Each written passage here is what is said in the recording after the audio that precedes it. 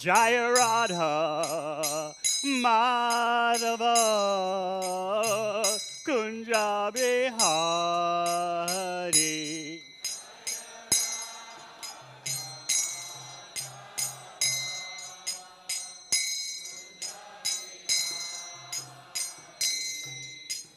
Gopi Jana Ballabha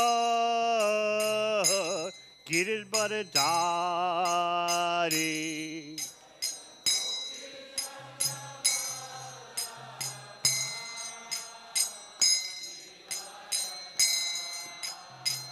Jai Gopi Jana Ballabha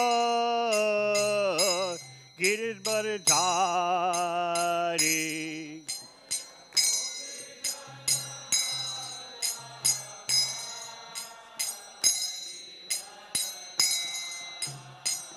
Yashodanandana Braja Janaranjana.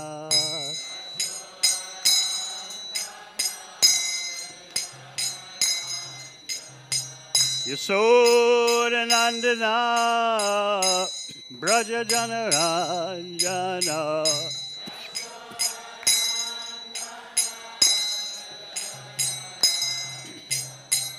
Yamuna Tira Vanachari.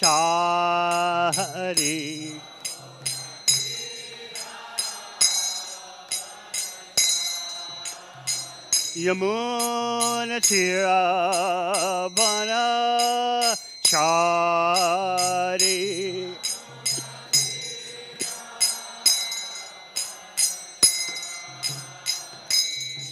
Jai Radha Madhava Kunja Bihari.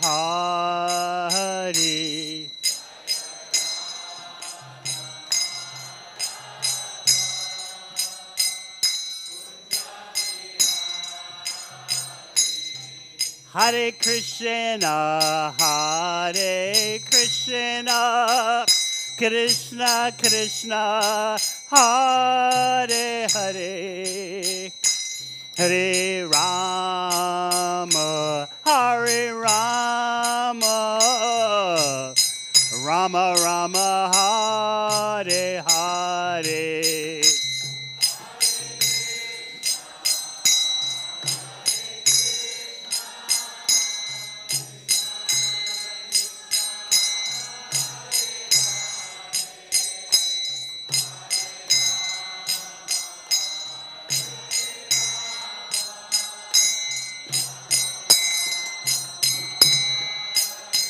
Hare Krishna, Hare Krishna, Krishna Krishna, Hare Hare, Hare Rama, Hare Rama, Rama Rama, Hare Hare.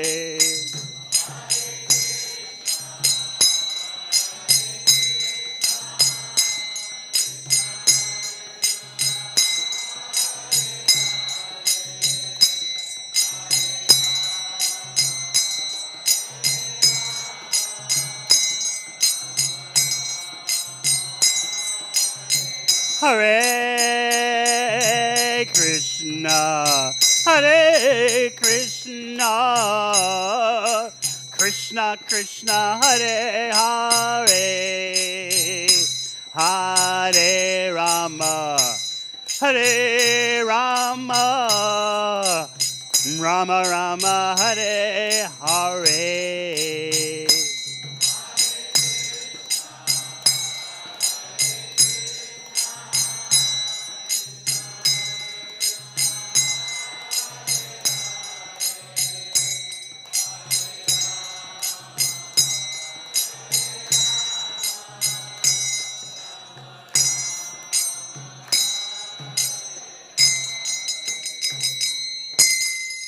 Jai Om vibhraṁśita-jñānā Stoter Satasi Srimad Bhakti-Vedanta Swami Maharaj Srila Prabhupada Ki Jai Om vibhraṁśita-jñānā Stoter Satasi Srimad Bhakti-siddhanta Saraswati Thakur Prabhupada ki, Gaura Premanandi.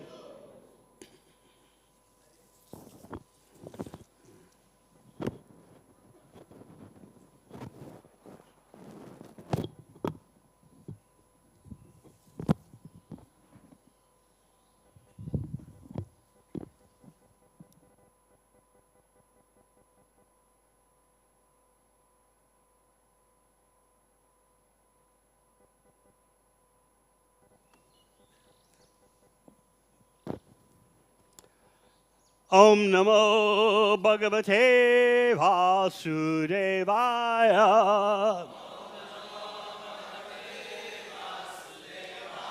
Om Namo Bhagavate Vasudevaya.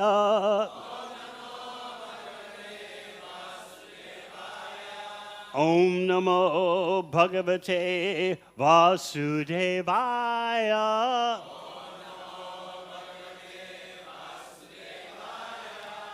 Srimad Bhagavatam, 3rd Canto, Chapter 4. Vidura approaches Maitreya, Text 1. Uddhava uvāca. Atha tad-anujñātā. Bhuktvā pītvā ca vāruṇīm. Tayā vibhraṁśita-jñānā.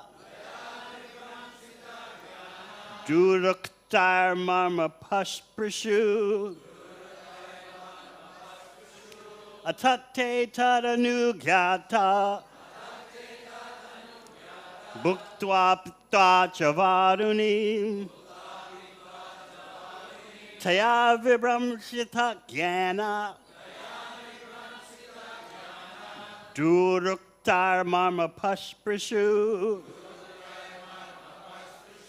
Atha tad-anujñātā. Bhuktvā pītvā ca vāruṇīm. Tayā vibhraṁśita-jñānā. Duruktair marma paspṛśuḥ.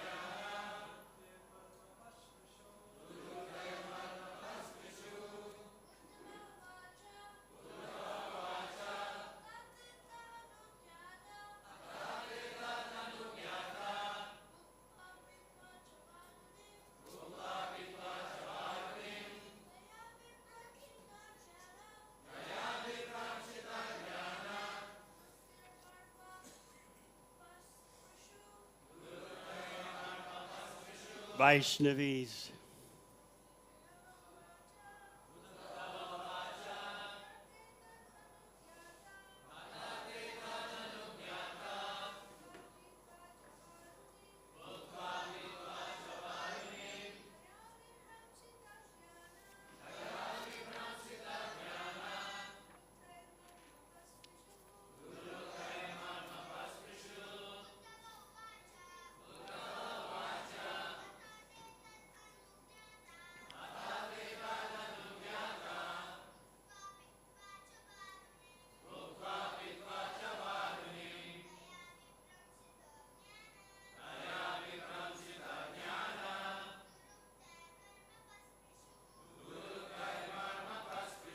Uddhava uvāca. Uddhava said. Atha, thereafter. They, the Yādavas. Tat, by the brāhmaṇas. anujñātā, being permitted. Bhuktvā, after partaking. Pītvā, drinking. Cha, and. Vṛṣṇi, liquor. Tayā, by that. Vibhraṁśita-jñānā, being bereft of knowledge. Duruktair, with harsh words. Marma, the core of the heart. Paspṛśuḥ, touched. Translation. Thereafter, all of them, the descendants of Vṛṣṇi and Bhoja, being permitted by the brāhmaṇas, partook of the remnants of prasāda and also drank liquor made of rice. By drinking, they all became delirious. And bereft of knowledge, they touched the cores of each other's hearts with harsh words. Purport. In ceremonies when brāhmanas and Vaishnavas are sumptuously fed, the host partakes of the remnants of foodstuff after the guest has given permission. So the descendants of Vṛṣṇi and Bhoja formally took permission from the brāhmanas and ate the prepared foodstuff. Kshatriyas are permitted to drink at certain occasions, so they all drank a kind of light liquor made of rice. By such drinking, they became delirious and bereft of sense, so much so that they forgot their relationship with one another and used harsh words which touched the cores of each other's hearts. Drinking is so harmful that even such a highly cultured family becomes affected by intoxication and can forget themselves in a drunken state. The descendants of Vṛṣṇi and Bhoja were not expected to forget themselves in this way, but by the will of the Supreme it happened, and thus they became harsh towards one another. Translation again. Thereafter, all of them, the descendants of Vṛṣṇi and Bhoja, being permitted by the brāhmanas, partook of the remnants of the prasāda and also drank liquor made of rice. By drinking, they all became delirious, and, bereft of knowledge, they touched the cores of each other's hearts with harsh words. Om Jnana-tirmirandasya Jnananjana Shalakaya Chakshurunmilitam Yena Tasmai Shri Gurave Namaha. Jai Sri Krishna Chaitanya Prabhu Nityananda Sri Advaita Gadadhar Sri Vasudeva Gaur Bhakta Vrinda. Hey Krishna, Hare Krishna, Krishna Krishna, Hare Hare. Hey Rama, Rama Rama, Hare Hare. We often fail to properly understand the impact of harsh words. And this verse tells us that the harsh words spoken among the Yadu dynasty penetrated the core of the heart. It would seem that why should someone be so affected just because of someone's uttering harsh words? But we fail to grasp fully such an impact. Of course, in the case of the Yadus, this is all arranged by the Supreme Personality of Godhead. Nevertheless, we can learn on many levels from this mystical exhibition, all arranged by Krishna. In Bhagavad Gita, Krishna talks about the austerity of the tongue. Anudvega kayam vakyam satyam priya hitam chaya. Swajaya vyasanam chaiva vanmayam tapa uchyate. Krishna explains that the austerity of the tongue is that it doesn't, first of all, it doesn't speak words that agitate. What to speak of, penetrate the heart with harshness.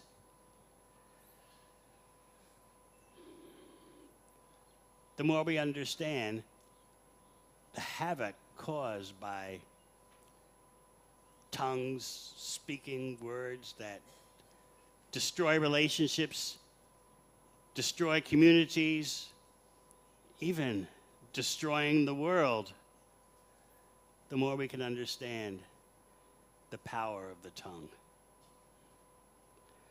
What's the positive, though? Krishna doesn't simply give the negative, but he presents the positive. Satyam priya hitam. Words that are truthful. Words that are endearing. And words that are of benefit. And of course, that can all be accomplished by svajaya vyasanam chaiva, by speaking words that are in accord with the Shastra. But what do we do when we're in situations in which we can't just repeat a verse from Bhagavad Gita or Srimad Bhagavatam?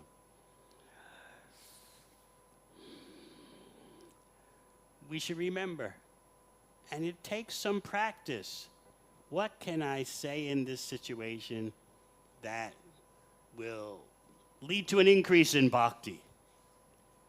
It may seem impossible or difficult to do that, especially when you feel you're under pressure, under attack, or misunderstood.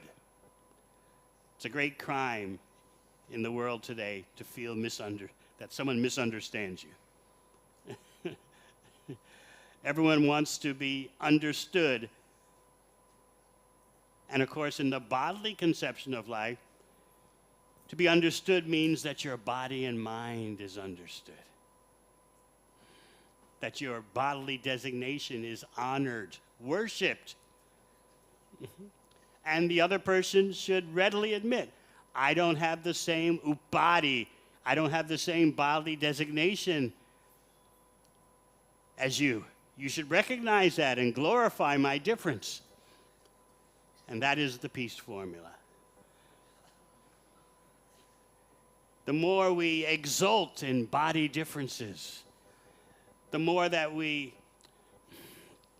take pride in our bodily difference, the better the world will be.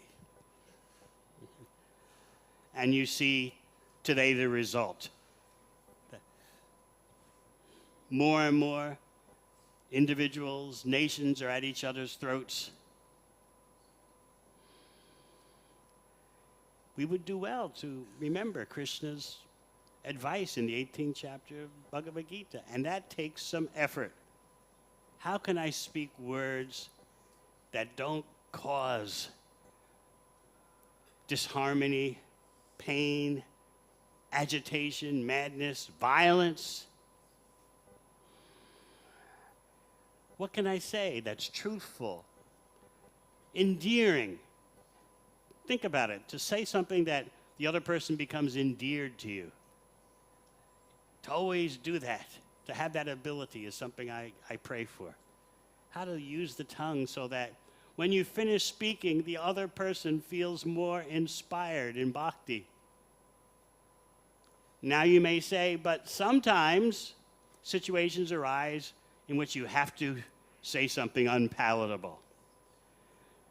I like the advice of Srila Bhaktisiddhanta Saraswati Thakur, who advises that we shouldn't be so eager and enthusiastic to execute that task of speaking something unpalatable or speaking something that's chastising or correcting. In the history of Srila Bhaktisiddhanta Saraswati Thakur, there was the example of one person in the Math, probably in Calcutta, and that person would go around correcting everyone. You're doing this wrong. You're not doing this right. So Srila Bhaktisiddhanta Saraswati Thakur called him in and said, you know, it's a great austerity, correcting devotees. It's something I have to do because it's my service. But it's, take it from me, it's a very, it's a tough service to do. Why are you so anxious to take on such austerities? Why are you so fired up, so enthusiastic to do what you don't have to do? I have to do it because it's my service. And it weighs heavily on me, in other words. But you just going around correcting this one, correcting that one. It's not your service. Why do you want this austerity? That's something for us to remember. Parents have to correct their children. Teachers have to correct their students. Gurus have to correct their disciples. They can try.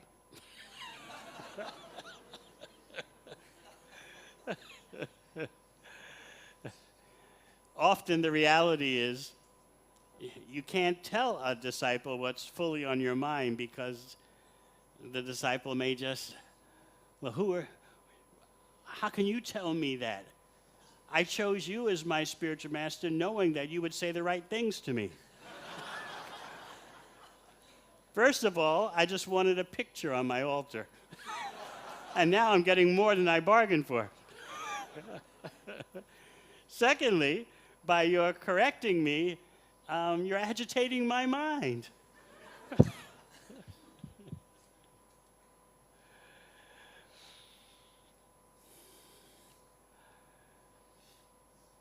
Some persons do have this service to correct. In the case of what happened with the Yadu dynasty, this is very mystical. But why should you consider Krishna's exit from this world to be something so inconceivable when his appearance in this world is inconceivable? In other words, let's go to the beginning of Krishna's appearance in this world, and then you won't consider the magic show of his disappearance as so exceptional. That's why Krishna says in Bhagavad Gita, Janma karma cha me divyam. If you can understand the mystery, the transcendental mystery of my so-called birth and my karma, my activities, if you can understand that in truth, then you know the rest. Upon giving up this material body, you won't take another material body. So the magic show starts with Krishna's appearance. First within the heart of Vasudeva, and then he's transferred to the heart of Devaki. And then there's no ordinary biological childbirth. Krishna, from within the heart of Devaki, appears outside her as a four-armed baby with hair and decorated with jewels and clothes.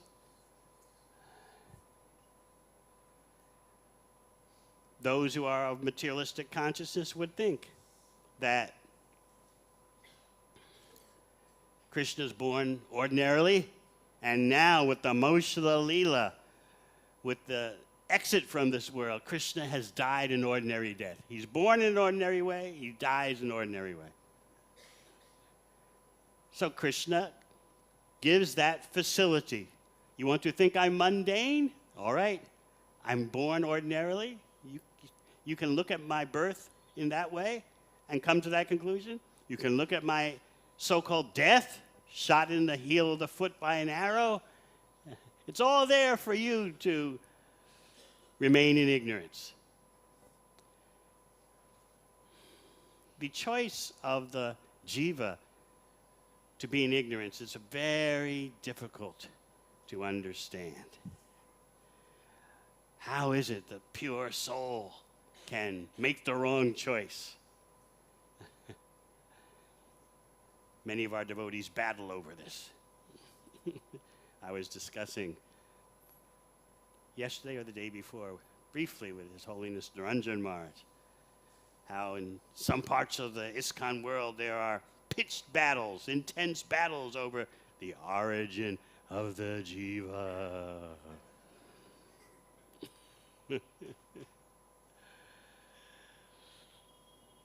It's true that Srila Prabhupada was extensively questioned on this very point.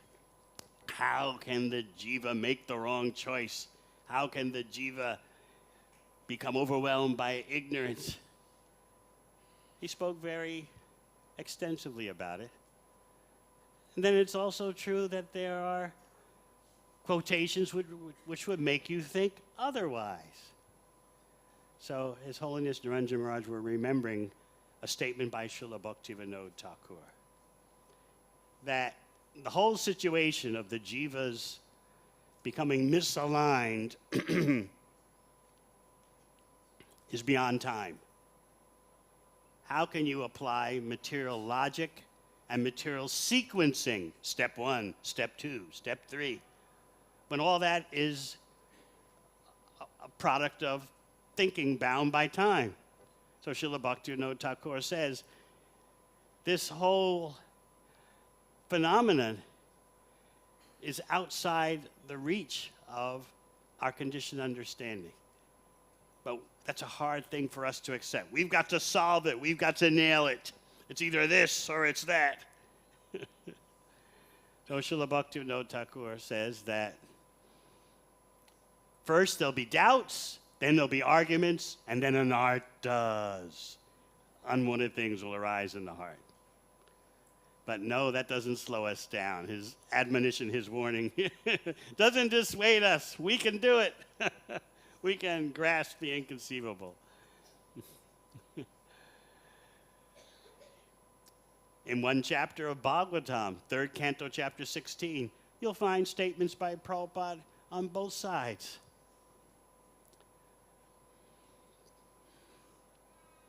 What about the Yadu dynasty? They're killing each other after becoming drunk. Of course, we would accept that as the arrangement of the Lord. Nevertheless, it's still extraordinary. It gives a chance for those of mundane consciousness to think, Krishna's an ordinary person, his dynasty, they're ordinary persons. When actually the whole situation is Krishna's ruse to move on in his display of Leelas.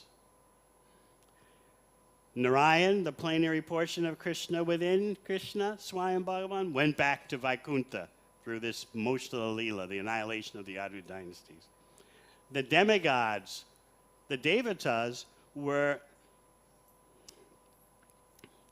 embedded, so to speak, within the eternal associates of the Lord. The Yadus who were Nitya Parshada, eternal associates. They had Devatas embedded within them. This phenomenon is explained very much in Brihad Bhagavatamrita. So those Devatas went back to the heavenly planets. The plenary expansions of Krishna went back to Vaikuntha. And Krishna himself, Swayam Bhagavan, went into his uppercut Leela, his unmanifest Leela, in the present universe, and then he manifests in another universe. The whole situation has to be seen with spiritual vision. Otherwise, we won't grasp it at all.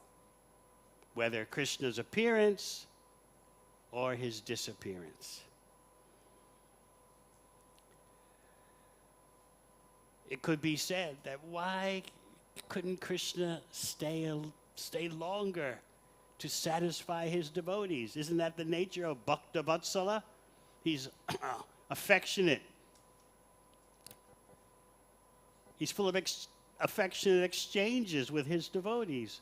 Why can't he linger? Why does he have to go, causing such heartache?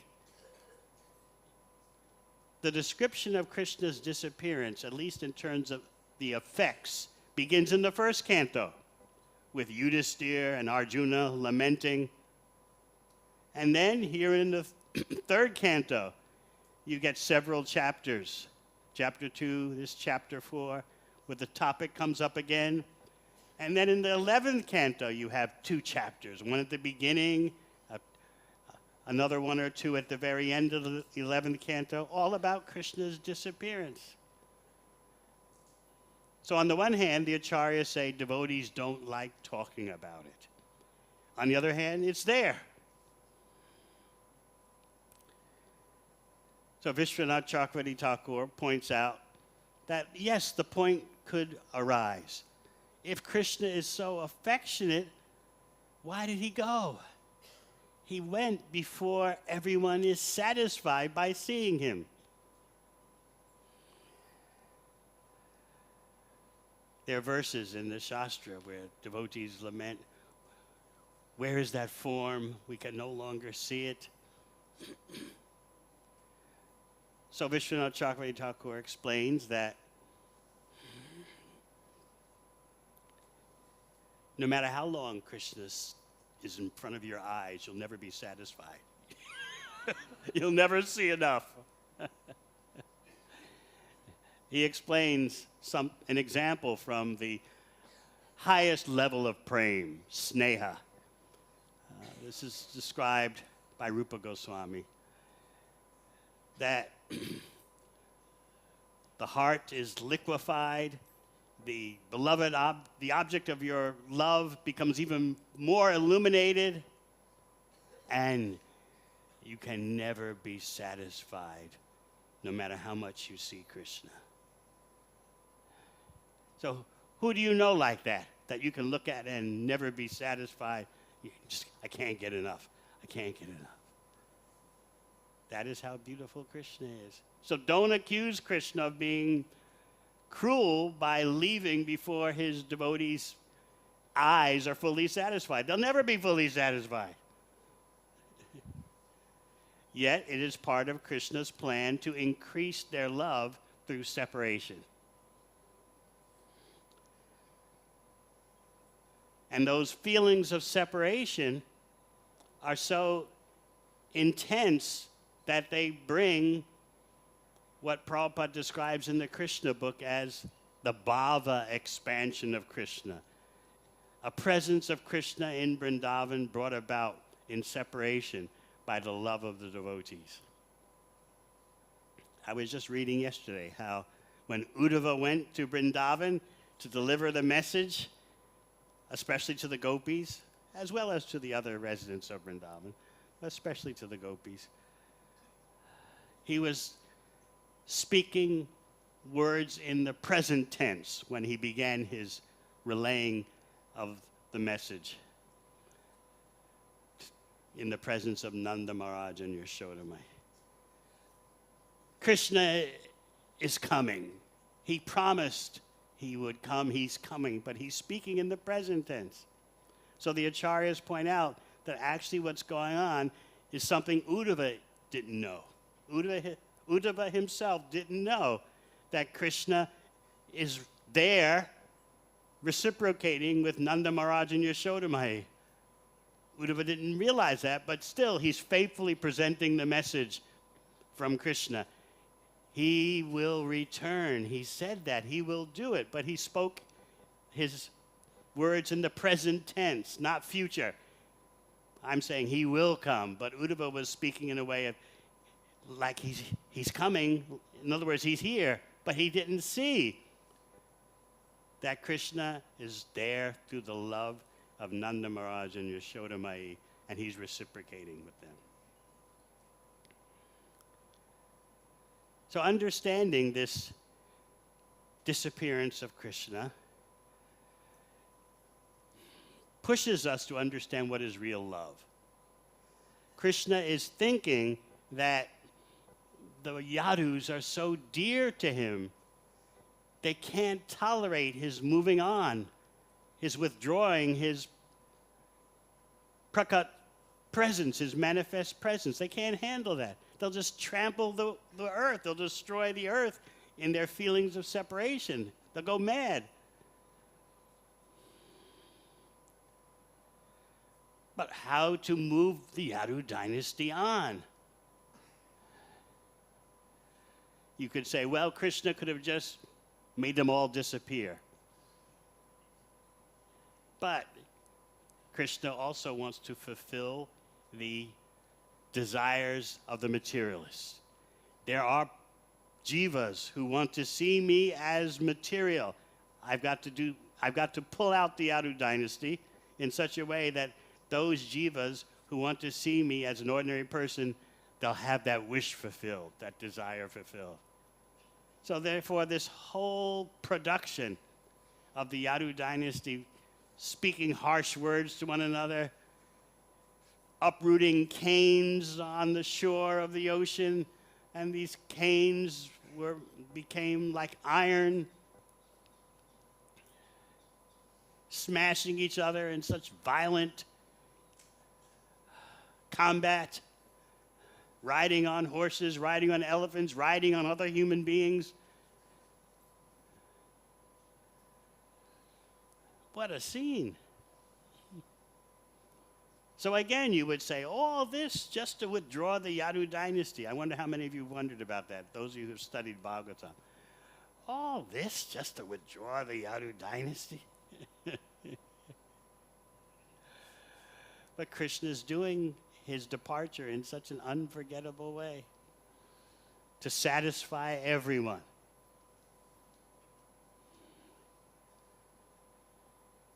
You've also read in Srimad Bhagavatam that apparently some members of the Yadu dynasty were becoming too familiar with Krishna. They were taking his presence for granted. They were becoming a bit proud, a bit callous, insensitive toward the presence of the Lord. So Krishna wanted to teach them a lesson. But that so-called pride and insensitivity is another production arranged by Krishna.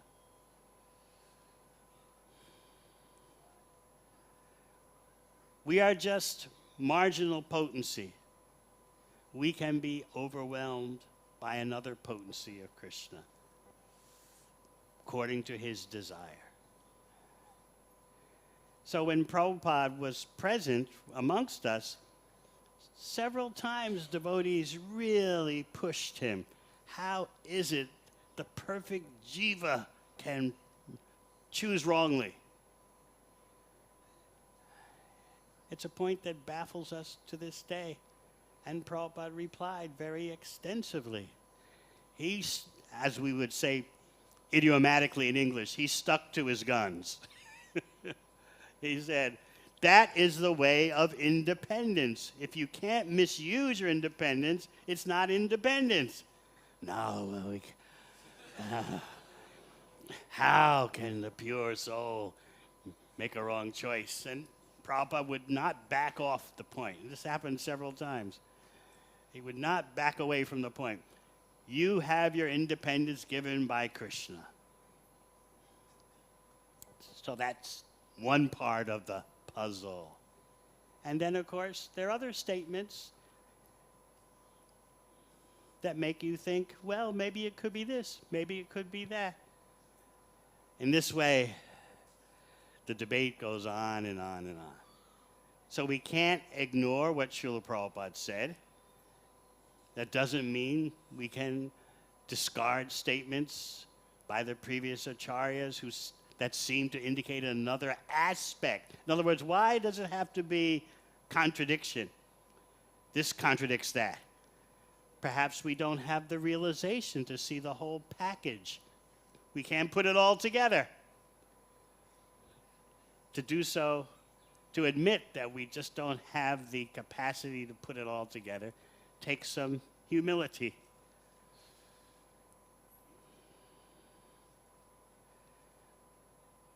We're being trained in assimilating paradoxical situations with this departure of the Yadu dynasty. They're drinking liquor. All right, Kshatriyas are allowed to drink a little at special occasions, but they've become delirious. They're speaking harsh words to one another. They're going to become violent. So Bhagavatam is training us how to see apparently contradictory phenomena in a harmonized way. The will of the Supreme Personality of Godhead triumphs over everything.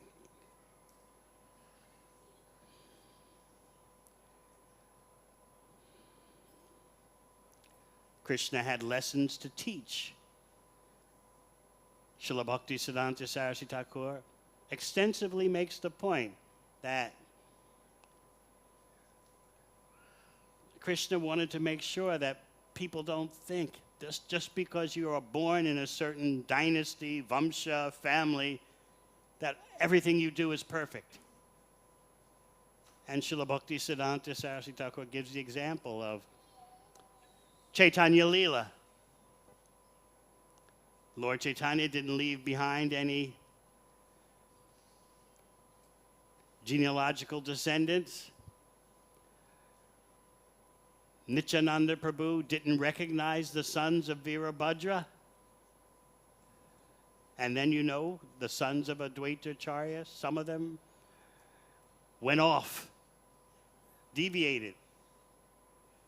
So Srila Bhaktisiddhanta Saraswati Thakur explains that this is all pageantry to show that you must focus on spiritual qualification and not genealogical descent. So Krishna is teaching that lesson in a most dramatic way. I don't want people, in other words, Krishna is showing, I don't want people thinking just because you're born in the Yadu dynasty as a descendant in the future that automatically you're infallible like me. I don't want that to happen. Therefore, watch this show. Just see what happens to the Yadus.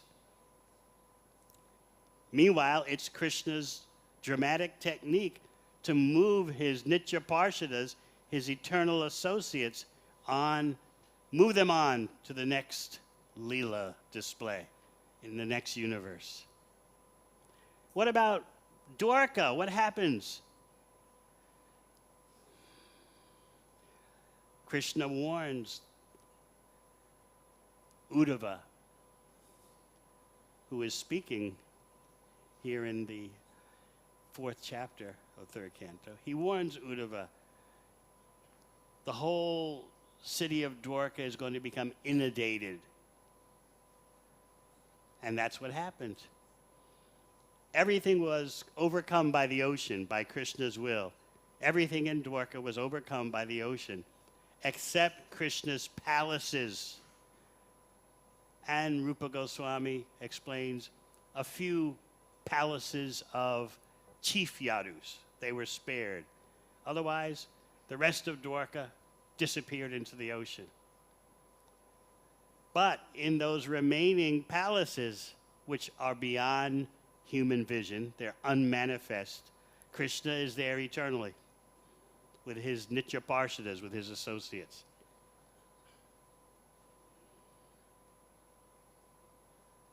So back to harsh words. It's very materially fulfilling to speak harsh words, isn't it? I told that person. Whether it's your own family, your spouse, or at your own temple or namhata or bhakti vriksha or something, just to really unload on someone. Gives you a satisfying feeling that's why mundane psychology in Kali Yuga advises that don't bottle up your anger. Don't bottle up your lust. Definitely don't do that. Just let it out, and that'll create a more balanced psychological state.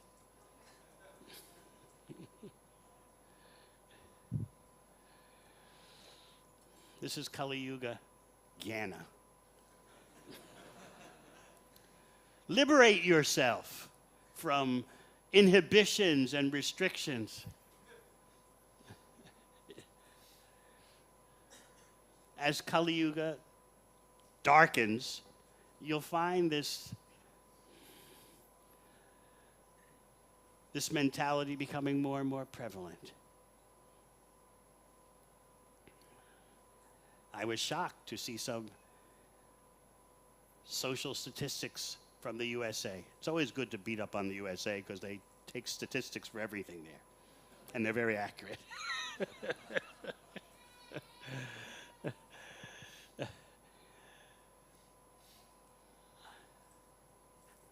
How many know what an open marriage is? Raise your hands. Very few. It's the latest, it's the greatest. Both spouses agree that you can have relationships outside of the marriage as you like. Both agree. I give you my permission, you give me your permission, and we can diversify. I was shocked to find out in a so-called Christian country as the USA. It's funny because the media in Australia and New Zealand, where I spend most of my time, especially New Zealand, Christianity died 50 years ago. So both countries refer to the USA as that religious country.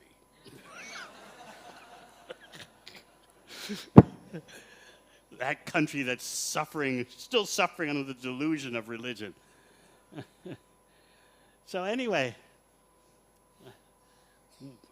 a very well-respected poll found out that for persons in the USA over the age of 30, adults over the age of 30, 35% of them think an open marriage is okay. And for those under the age of 30, the young adults, 51% think this is fine. This is so even the most basic barriers to animal life are now being just deconstructed. And the reason people give for one of the reasons, or some of the reasons they give for such a demoniac arrangement, is that you should be entitled to have your experiences free from inhibition, free from restriction. In that way, you discover your real self through all these processes and interactions, through all these variegated encounters. Gradually, you'll find the real you.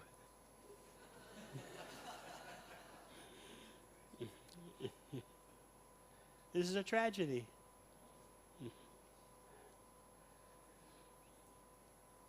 And what does Krishna say in Bhagavad Gita? What comes after contemplating the object of the senses, then attachment, then lust? Don't be surprised what comes next. Anger. Actually, some acharyas insert a sub-step between the lust and the anger. Frustration. They're both twins, frustration and anger.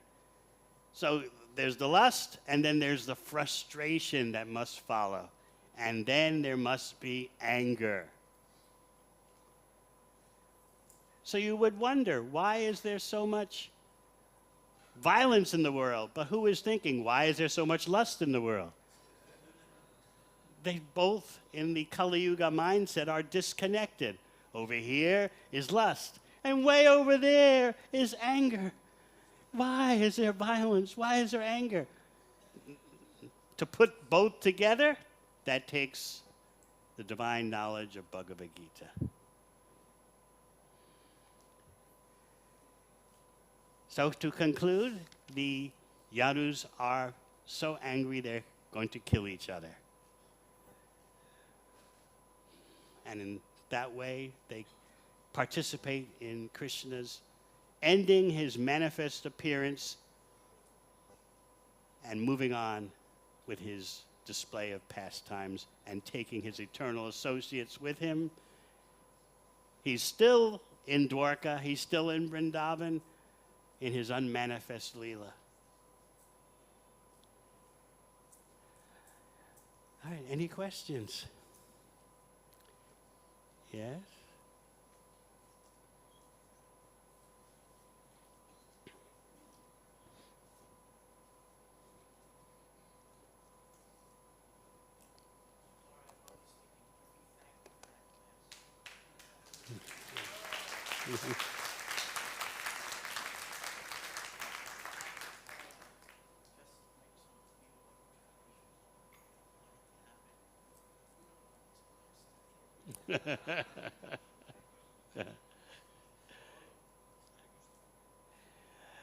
Rameswar Prabhu is always enthusiastic. I remember first time I was seeing him in Los Angeles chanting japa, 1975. We had just come from New York to staff the BBT, and I'd look out my window at the BBT, 4 o'clock in the morning, and he would be marching up and down Watsika Avenue. Hare Krishna, Krishna Krishna, Hare Hare, Hare Rama, Rama Rama, Hare. Remember that?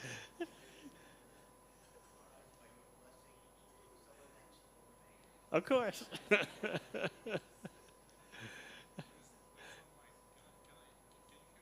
Yeah, I can hear you. Thank you.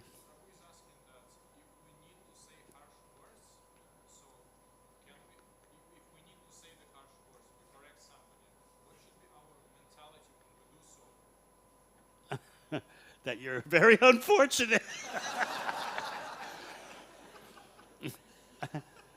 I've been watching, because every day I'm having lunch with His Holiness Niranjan Maharaj. I've been watching him correct his disciples. He does it in a pointed but a very deflected way. In other words,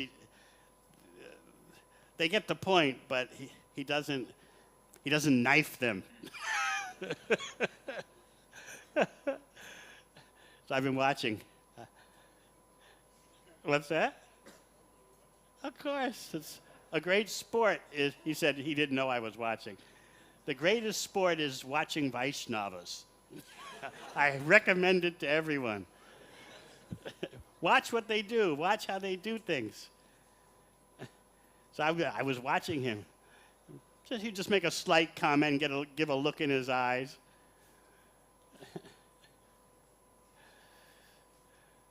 So you say, what happens when you need to speak harsh words? Consider yourself unfortunate and think several times before you say harsh words. Because harsh words are practically never forgotten. You can probably remember all the times in your life someone spoke harsh words to you. It never leaves your memory, especially within a family. The other person never forgets. You forget the speaker of the harsh words because you rationalize it all. Yeah, well, I had to say like that. I had to bring truth to that person, speak truth. And the person wasn't paying me enough attention, so I had to use sharp, violent words to make my point.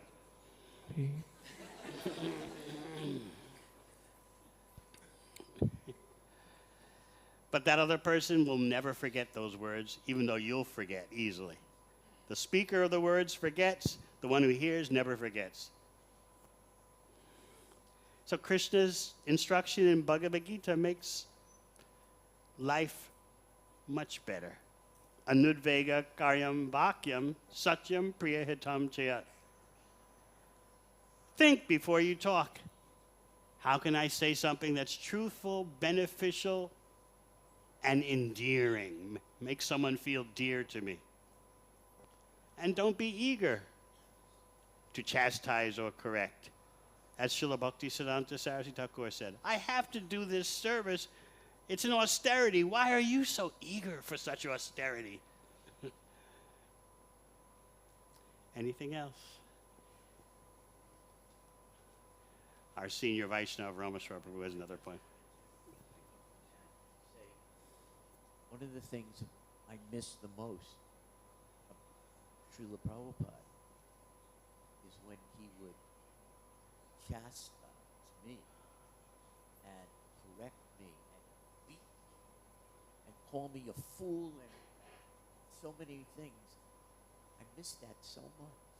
That my guru was taking the time to bring me to a higher platform by yelling at me. Can you give us an example? Well, as you said, you never forget those words. Tell us, tell us. Okay, I'll just tell one quick story. We were in the New York temple on West 55th Street, and we had a religious reporter from the New York Times meeting with Srila Prabhupada and having real doubts about the connection between a pure devotee and God. She openly said, so you're telling me you see God, you can speak to God, you hear God speaking to you? Sometimes I had a bad habit of blurting things out. So I then, at that moment, blurted out a quote or verse from the Bhagavad Gita, that Krishna from within the heart enlightens the devotee and enables the devotee to this and this. And Prabhupada took his hand, smacked it on his desk, and pointed his finger at me and said, no, it is not like that. Then he turned to the reporter and said, to answer your question, yes, I hear God speaking to me, and I can speak with God, and I can see Him.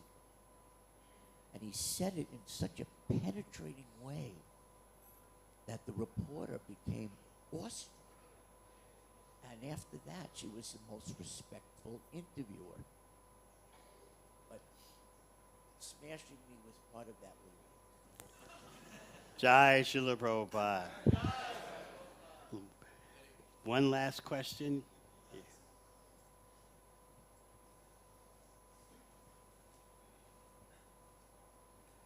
Thank you, Maharaj.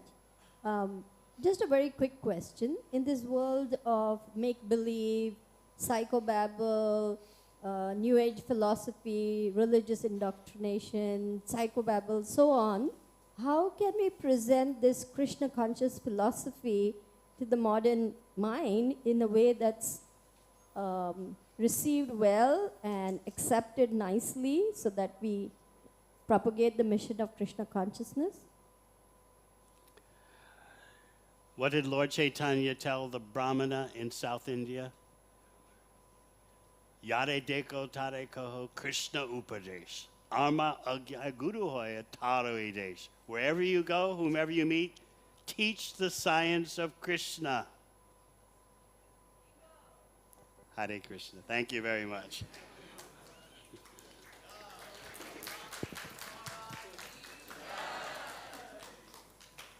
Guru Maharaj, Srimad Jayapataka Guru Maharajের দ্রুত আরোগ্য বিধানার্থে এবং শারীরিক সুস্থতা কামনায়. Dear devotees, like every day, today also we are assembled here at the divine lotus feet of